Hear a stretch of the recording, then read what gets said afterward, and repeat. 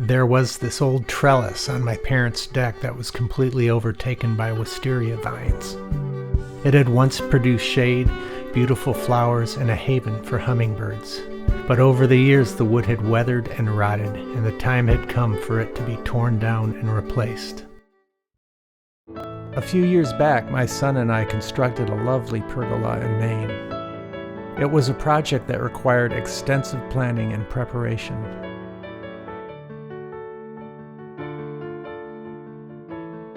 This particular pergola had 4 posts secured into the ground, making it a substantial project.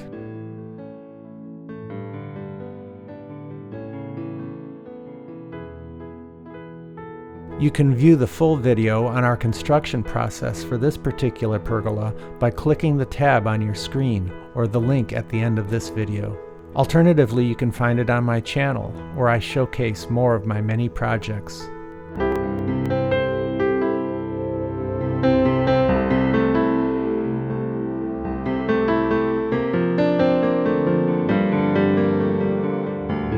The pergola I'm presenting today has a basic, uncomplicated design, constructed on top of an existing deck's uppermost level, utilizing only 3 supporting columns. So I took careful measurements and came up with this design, using the same 3 posts that had held the former trellis. Unfortunately, the post had also deteriorated at the top, so I cut about 32 inches off to replace them with new pressure-treated 4x6s that I had prepared beforehand. In order for the posts to be strong enough to bear the heavy weight of the pergola, I procured some heavy steel plates to graft the new sections on. There were 12 heavy-duty screws on each plate, and 2 plates for each post, so I was confident that it would hold together.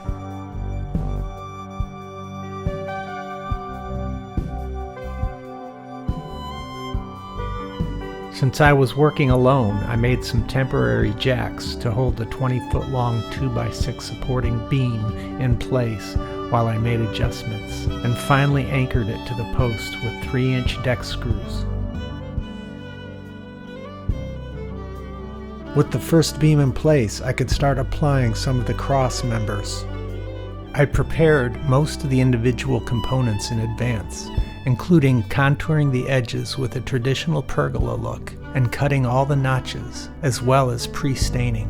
I chose to work with untreated spruce lumber, so applying the sealer before the final assembly was crucial. Doing it afterwards would have made it impossible to shield the inner components from the elements, leaving them vulnerable to deterioration. After applying the essential cross members, I marked the connection points on the outer 20-foot beams. I used the ladder to help hold the first one up while I adjusted and anchored the ends. Again, this would have been a lot easier with a helper, but today I didn't have that luxury.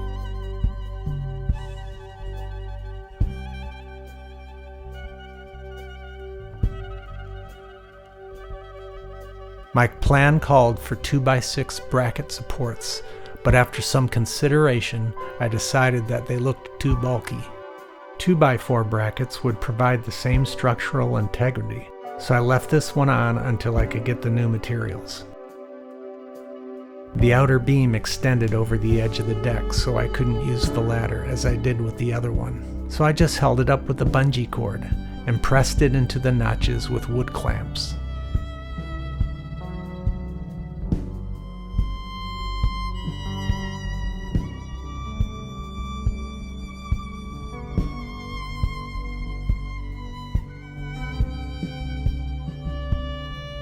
Now, with all the supporting parts in place, it was smooth sailing. I had already marked the beams for the proper spacing of the cross pieces, so it was just a matter of attaching them.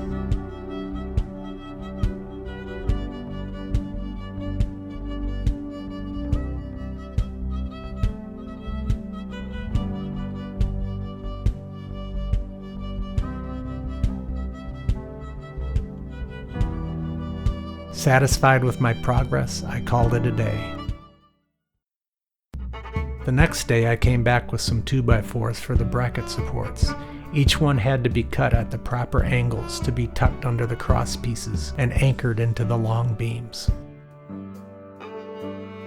I took the time to apply sealer to all the intersections and end grains before screwing them on.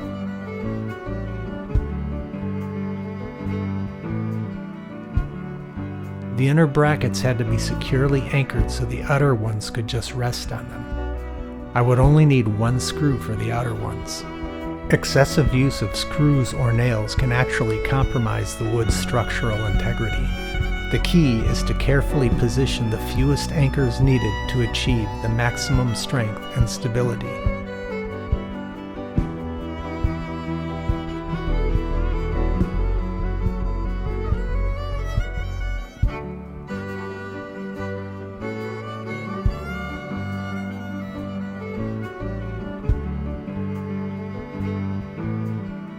With all the supports complete, it was time to apply the strapping. I used 1x2 pressure-treated pine, staggering the joints and nailing them securely with galvanized finish nails.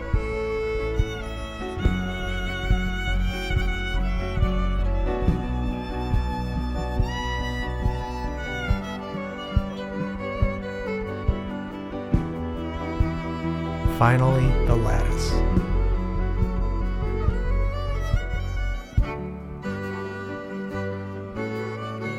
Using the same finish nails, I secured the lattice onto the strapping, nailing at alternating angles to lock it on.